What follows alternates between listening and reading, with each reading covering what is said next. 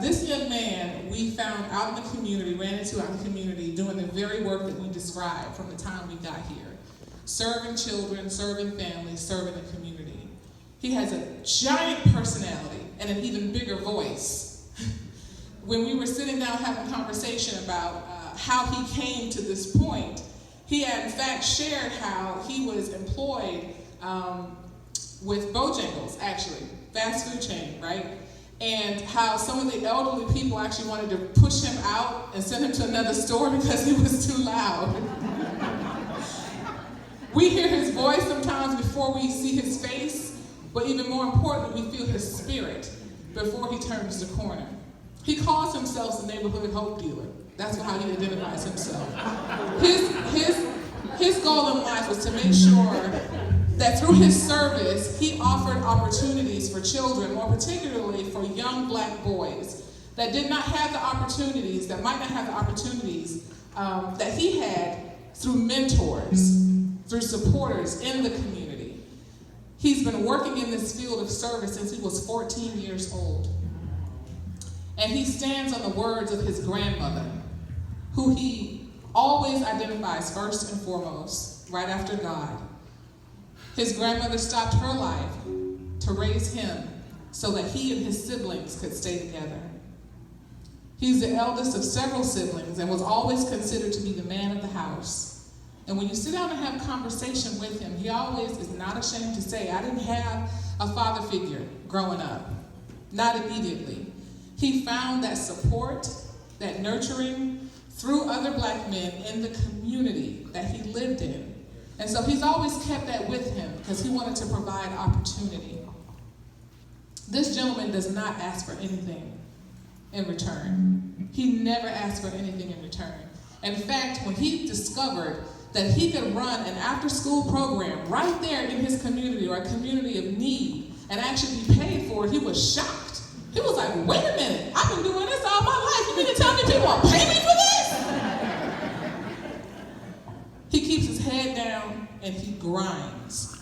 Whenever I saw Mr. Albert Horn out in the community, he always had a whole bunch of children with him. I said, who is this guy with all these kids standing behind him all the time? But he was always out making sure that they had volunteer opportunities. Whenever he showed up with his van load of children, he would send them in and put them to work.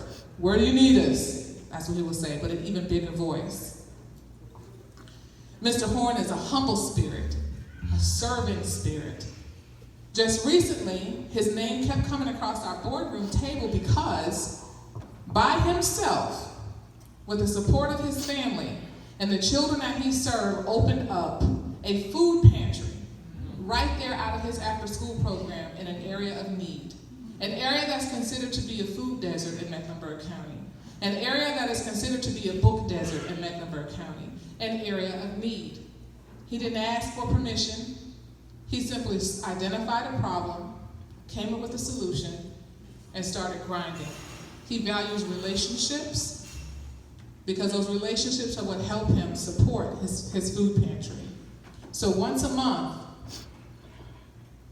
or every Thursday, actually, I think I got it wrong. Every Thursday, Mr. Horn opens up his doors, and to anybody who needs it, food, clothing, books, because he knows that as a board member of BCDI Charlotte that we strongly support literacy in this county, books, diapers, anything that people need, connections, resources. He understands that you can't boil the ocean, you can't do it by yourself.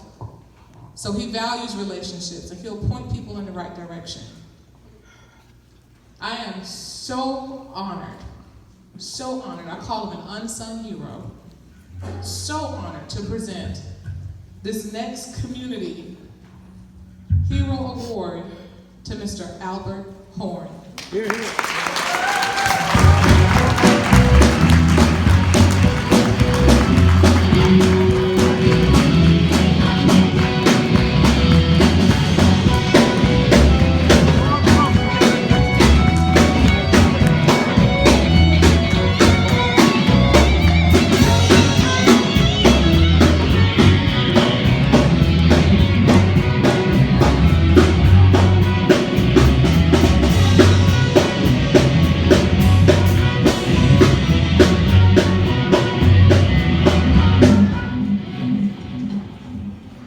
Good afternoon.